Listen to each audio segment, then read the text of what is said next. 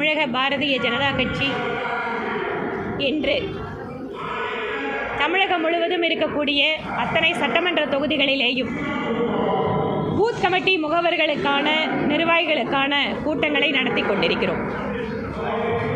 இன்று கோவை மாநகர் மாவட்டத்தில் 4 சட்டமன்ற தொகுதிகளிலேயும் பூத் கமிட்டி உறுப்பினர்களுக்கான கூட்டங்கள் நடைபெற்று கொண்டு வருகிறது.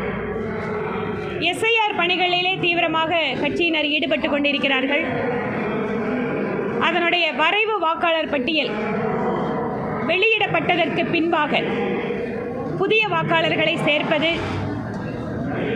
விடுபட்ட வாக்காளர்களை சேர்ப்பது,